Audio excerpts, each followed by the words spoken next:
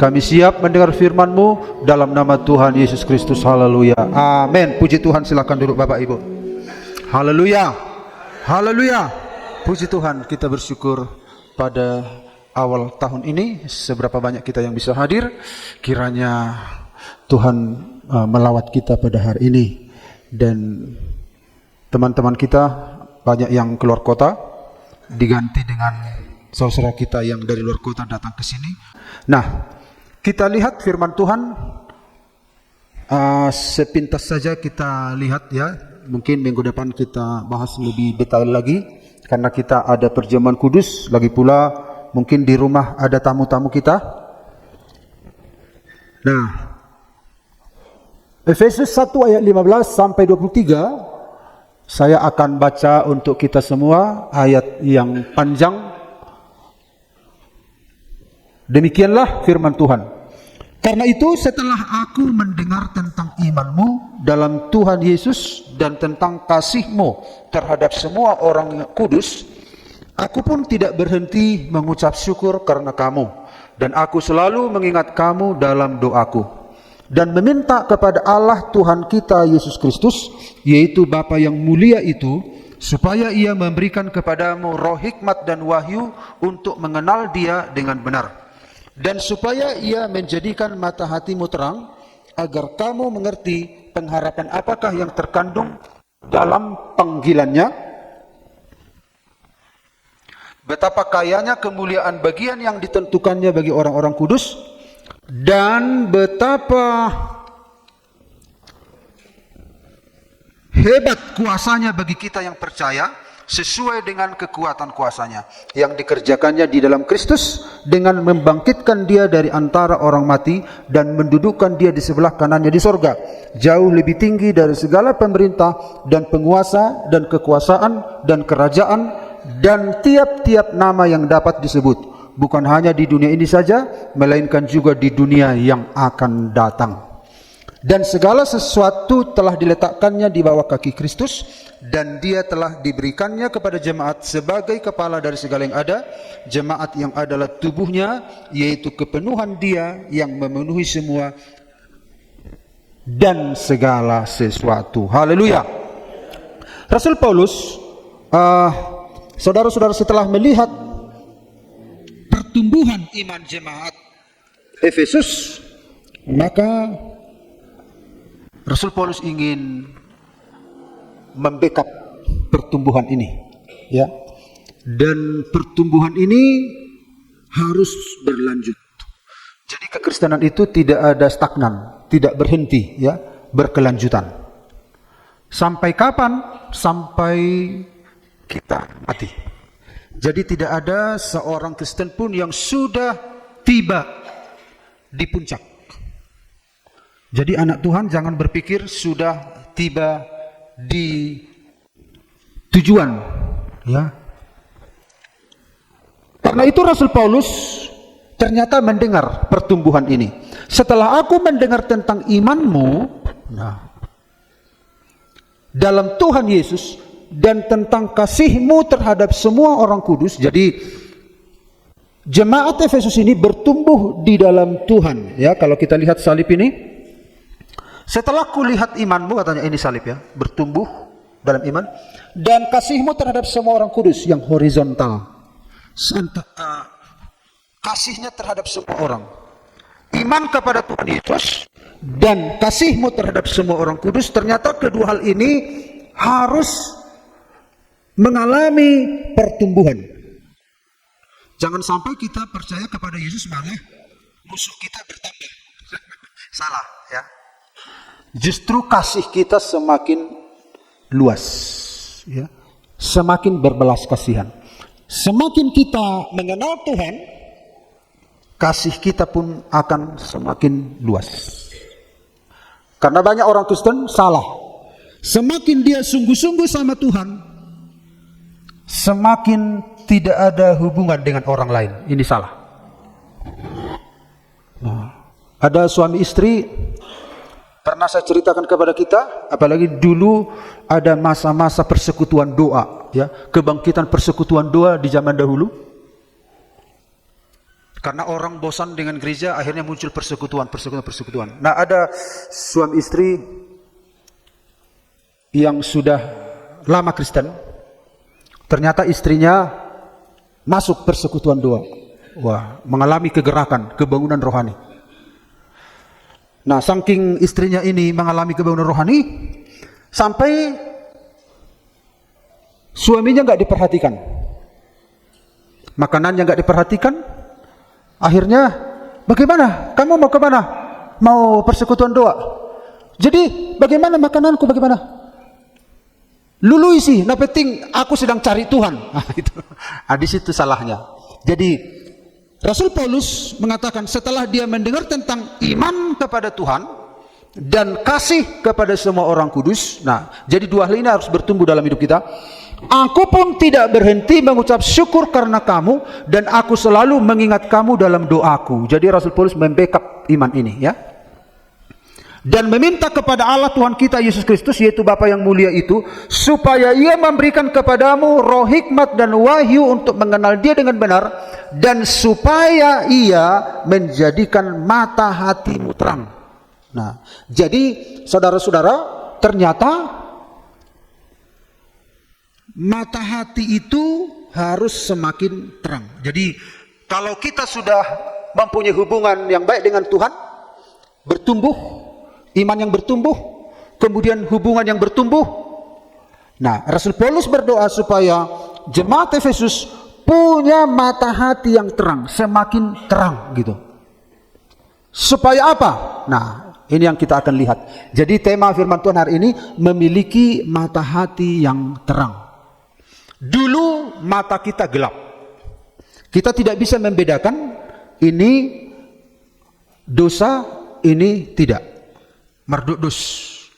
Tapi setelah Tuhan memberikan pencerahan di dalam hati kita, maka ini harus semakin jelas, ya. Jadi mata hati yang terang ini punya progres untuk makin terang. Jadi sama seperti apa? Misalnya kita pakai Ray-Ban, agak gelap. Nah, kemudian kita buka Ray-Ban, kita lihat fokus, makin jelas. Tapi berhubung mata kita mungkin minus atau gimana, akhirnya semakin jelas. Makin dipakai kacamata, makin jelas, makin jelas. Nah, jadi ada progres. Apa ini? Mata hati yang terang ini makin jelas. Nah, itu dianugerahkan oleh Tuhan. Jadi Bapak Ibu kita lihat memiliki mata hati yang terang. 26 ini, mari Tuhan mengajak kita, Rasul Paulus mengajak kita, dan itu juga doanya, bagaimana kita bisa melihat dengan begitu jelas, dengan terang, ya.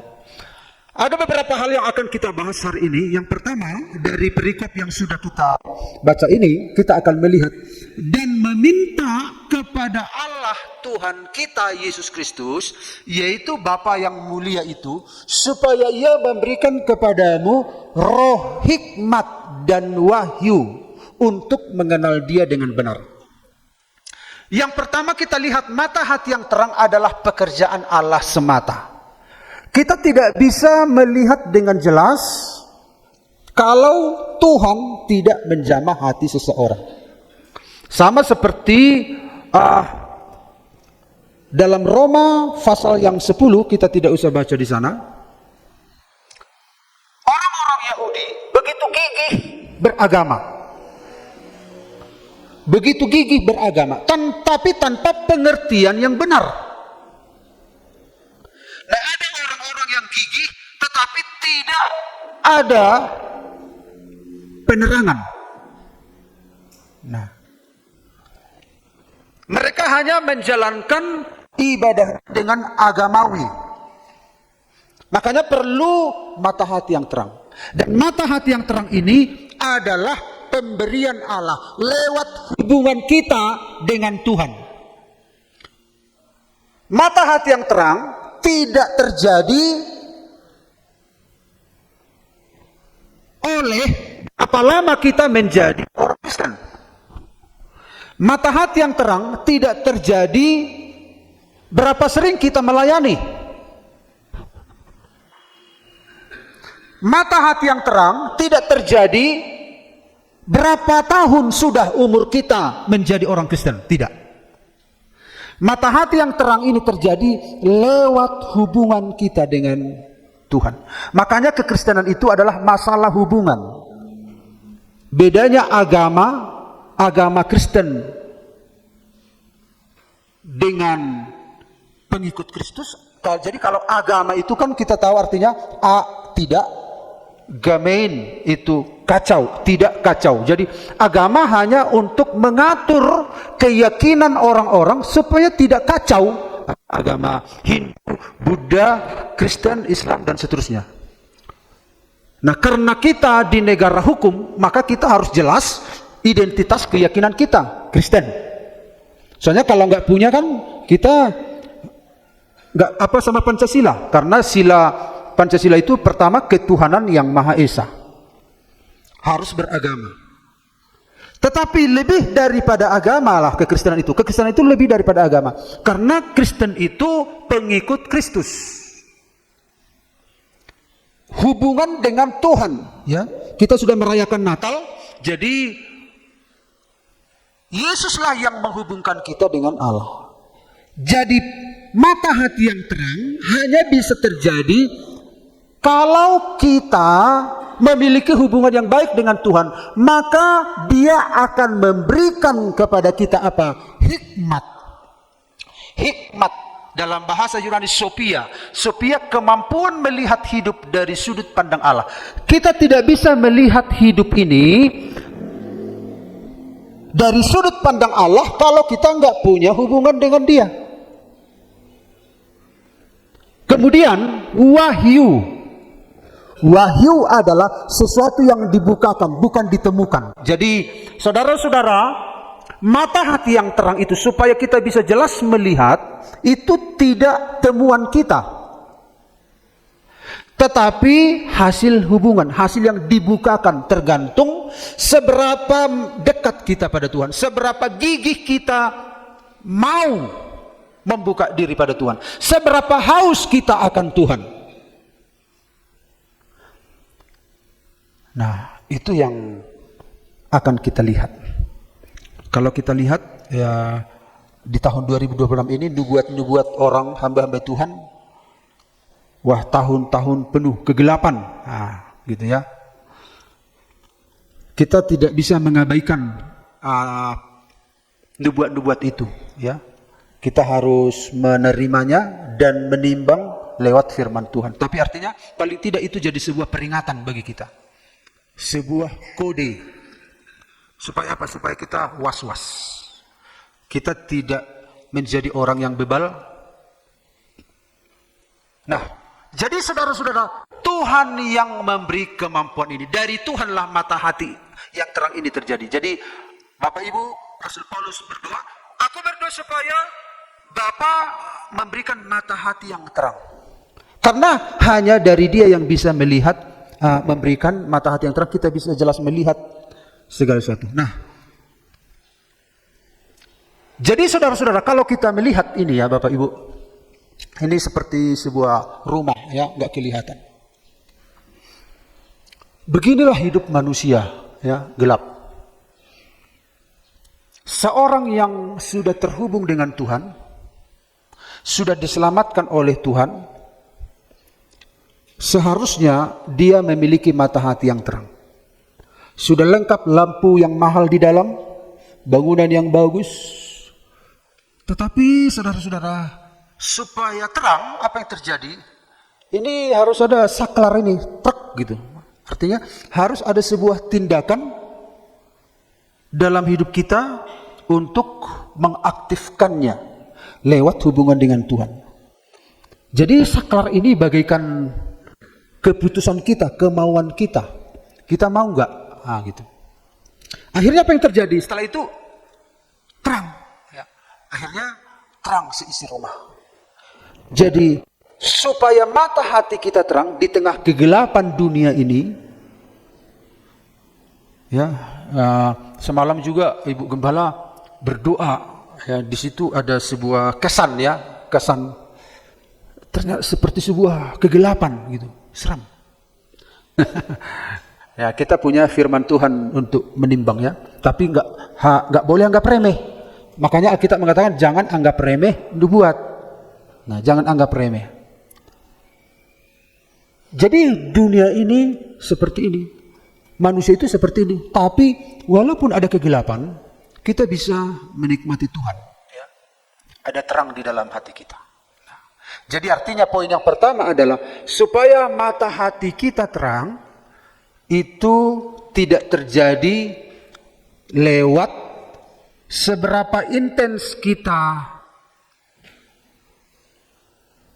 menjadi orang Kristen, atau seberapa banyak jumlah kita melayani, jumlah jadwal kita, atau seberapa banyak usia kita, seberapa lama kita menjadi orang Kristen. Enggak, tapi seberapa erat kita terkonek dengan Tuhan.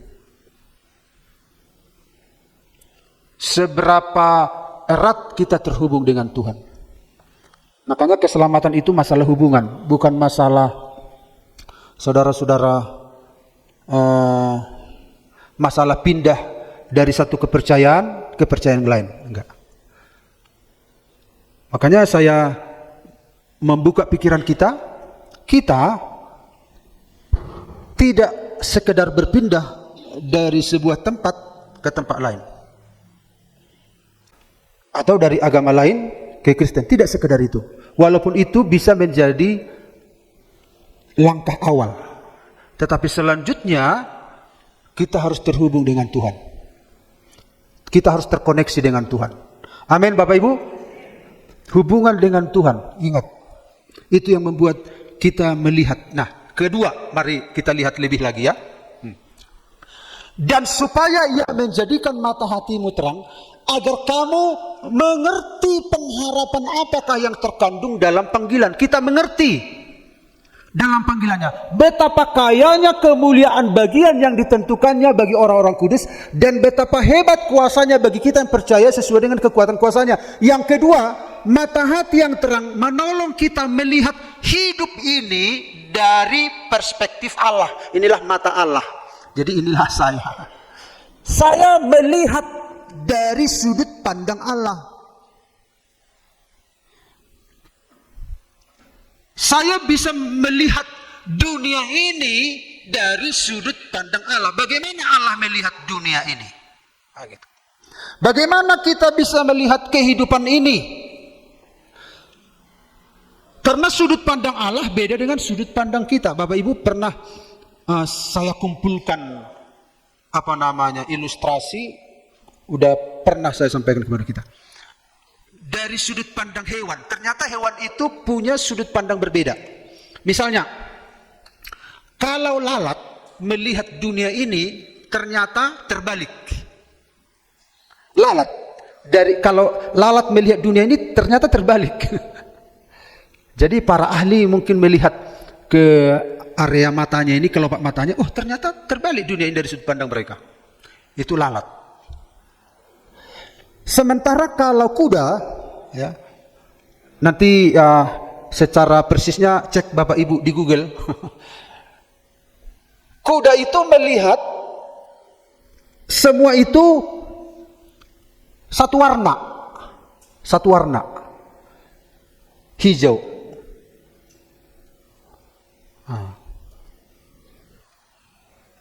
Kalau ular, cara melihat dia itu tergantung ada nggak suhu panas di hewan itu. Dia melihat berdasarkan suhu panas. Makanya dia bisa kejar tikus, kejar mangsa, karena dia punya radar penglihatan begitu. Jadi sudut pandang setiap hewan berbeda. Nah, sudut pandang manusia terhadap dunia ini berbeda-beda. Kalau kita lihat renungan firman Tuhan, oh kebetulan di sini nggak ada ibadah ya tanggal 1 di Parapat. Kalau engkau berencana, kamu harus melibatkan Tuhan dalam rencanamu. Kenapa? Karena manusia ini punya keterbatasan. Kemudian engkau tidak berkuasa atas hari esok. Kita ini kan melihat hidup ini dari sudut pandang kita, seolah-olah kita berkuasa. Anak-anak Tuhan itu harus punya cara pandang seperti Tuhan memandang. Kalau kita nggak punya uang, bagaimana cara pandang kita sesuai cara pandang Tuhan? Kalau kita dapat berkat, bagaimana cara pandang kita sesuai dengan cara pandang Tuhan? Ada orang ketika dapat berkat langsung linglung dia, bingung. Akhirnya berkat itu bisa menghancurkan dia. Tapi kalau anak Tuhan yang punya cara pandangnya Tuhan, dia tahu arahnya kemana. Nah, orang yang tidak punya cara pandang Tuhan, dia pikir inilah tempat tinggal yang kekal. Tapi Alkitab mengatakan, saudara-saudara, dunia ini tempat kemerosotan moral yang ekstrim. Konflik global dan ketidakstabilan dunia sekarang, Bapak Ibu lihat. Penderitaan dan penganiayaan terhadap orang percaya. Kemudian penyesatan rohani dan ajaran palsu, dunialah tempatnya. Penolakan terhadap kebenaran Injil, kasih menjadi dingin, kerusakan ciptaan dan penderitaan kosmik. Nah itu Tuhan ini berdasarkan ayat ini Bapak Ibu. Jadi Allah melihat bumi ini seperti ini. Nah, bagaimana supaya kita bisa melihat bumi seperti Tuhan melihat? Kita harus terkonek dengan Tuhan. Tentu kita bukan pesimis. Tadi lagu kita penuh iman ya, penuh iman. Penuh kuasa.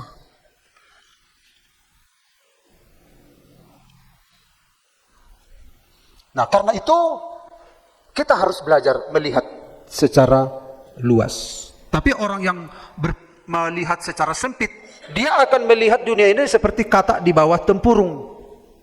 Dipikir langit itu hanya seluas tempurung. Tapi kita melihat dunia ini bagaimana? Supaya kita bisa melihat diri kita. Nah, bagaimana cara Tuhan melihat diri kita? Nah, ini saya melihat diri saya dari sudut pandang Tuhan. Ini saya ini Bapak Ibu ya. Kalau balik kanan, Bapak Ibu tahu siapa ini? Saya harus melihat diri saya, hidup saya dari sudut pandang Tuhan. Apa kata Tuhan tentang saya? Saya dipilih oleh Kristus. Saya dikuduskan. Saya menjadi anak Allah. Saya ditebus oleh darahnya. Saya diampuni. Saya menerima rahasia kehendaknya. Saya menjadi ahli waris. Saya hidup bagi kemuliaannya. Saya dimeteraikan oleh Roh Kudus. Saya menjadi kepunyaannya. Itulah identitas saya dari sudut pandang Allah. Jadi ketika saudara tahu identitas saudara dari sudut pandang Allah, saudara akan berkemenangan. Amin. Saudara akan berkemenangan. Itu yang kedua, ya. Lihat dirimu, lihat hidup ini, lihat masalah ini dari sudut pandang Allah.